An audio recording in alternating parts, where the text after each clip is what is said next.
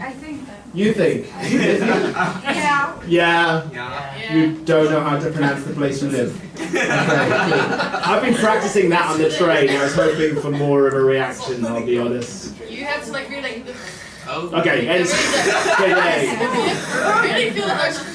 okay, with the hand as well.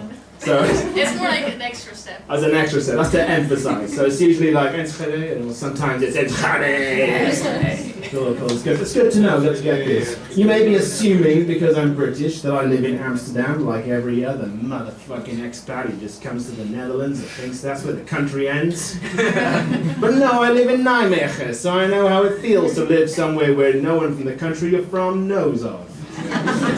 That's right, yeah. That material doesn't work in Amsterdam so well, but yeah, here I felt like I could try that out. You were very polite. Cool. Yes, I've been living here in the Netherlands for a year now. Yeah, please clap. Come on. That's too much. Yeah, so yeah, when I first arrived in the country, of course, you have conversations. You meet Dutch people. It happens a lot here, I find. And I would have conversations with them. I'd say like, oh yeah, I'm planning to live here long term. Yeah, and gonna take Dutch lessons at some point, obviously. Yeah, totally. Probably 6 to 8 weeks. I'll just book myself into some sort of, like an intensive course, and won't be long, and I'll be pretty fluent. It's been a year now, and those same friends, when we meet up, tend to still ask, oh, hey, Steve. It's a Dutch accent, by the way. Hey, how's the Dutch lessons coming along? And I'll look at them.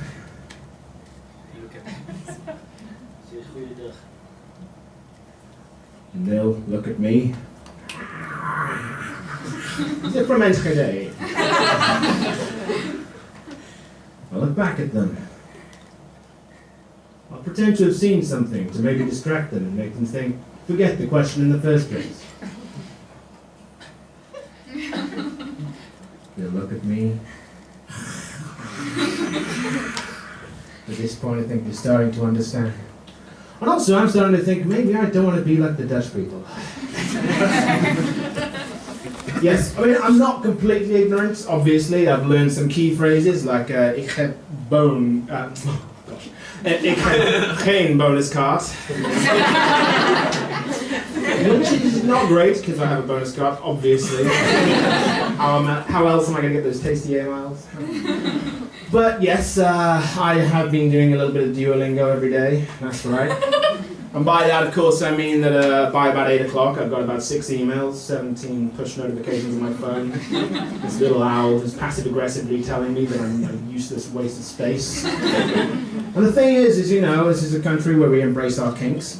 So personally, I tend to find that when I get this little owl popping up all the time telling me that I'm nothing and I'm worthless and, I'm just a bad boy, well, I start to just feel a little bit like, I don't know, strange. Like when I was a teenager again and I was sitting on the washing machine.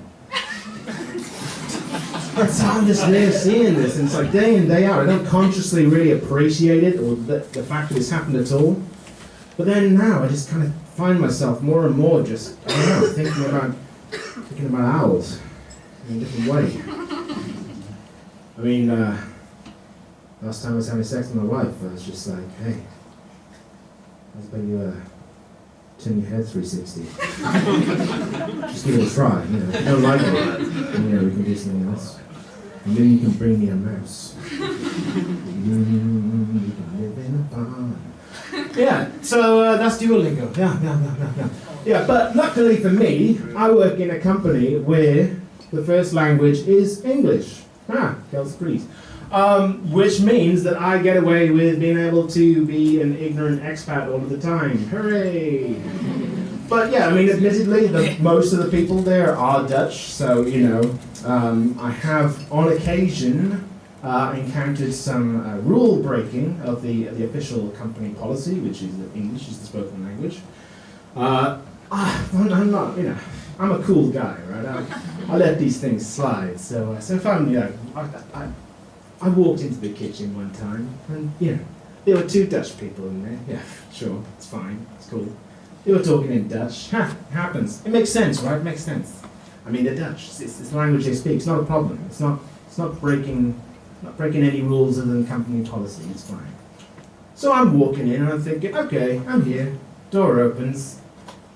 I'm going to await my British presence to allow them to change language and engage me in their conversation.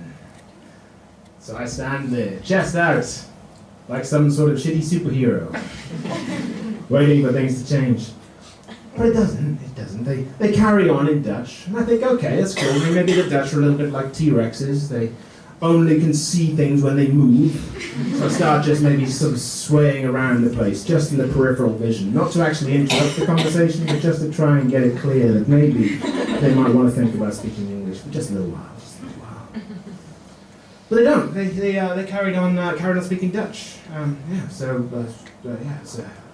I decided to go make myself a cup of tea. A very strong signifier that I'm not from these lands. And I went over, making my tea, stirring it in a very Engels way. English. But they didn't actually change language at all. And I realised at this point, look, I'm the guy in the Netherlands, right? I'm the one who's the outsider here. I should be the one who's embracing the other culture. All of this time when I've been doing all these Duolingos, up to a 500 day streak. I know, right? Maybe I can speak Dutch. Maybe it's a confidence thing. Maybe all of this time that I've just been bottling it up, learning it all. It's all been good, it's all been there, sinking in slowly. But I haven't realized. How do you know these things? Do you just wake up one day and you just suddenly speak a language? Maybe. How do I know? I'm an ignorant, unilingual person. So I'm there thinking, okay, maybe I got this. Stop trying to do silly things to make them change language and maybe work out what they're saying and join in with the conversation. Be one of the lads. Yeah. So I'm standing there. I'm concentrating harder than I've ever concentrated before. Just at the side of the conversation. Paying attention to every single word. Pretty much every single one didn't have a clue what they were saying. But there was a little part of me that remembered that I could remember certain words. I knew certain words. So I waited, kept listening. My breathing got heavier. Started to think of vowels. Standing there. And then it happened. I recognized a word. And I knew it was my time. My time to show that I was now pretty much Dutch. So they're there. Dutch, Dutch, Dutch. Dutch, Dutch, Dutch, Dutch, Dutch, Dutch, Dutch. Dutch, Dutch, Dutch, Dutch, Dutch, Dutch, Dutch. Boterham. That was it. That's all it took. That's all I needed. I thought took every single moment of strength in me. And I showed them. Boterham! Boterham! Boterham! Boterham! Boterham! Boterham! Boterham! Boterham! Boterham! Boterham! Boterham! Boterham! Boterham! Boterham! Boterham! Boah! Ah! Ah! Ah! Enschede! Boah! Boterham! Boterham!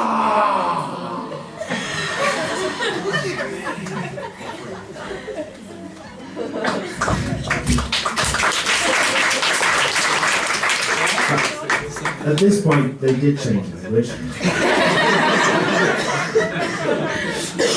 They said, actually, no, I've got a lot to get on with, and I'm going to go back to my desk. All right, be Steve Morgan. Enjoy the rest of your night.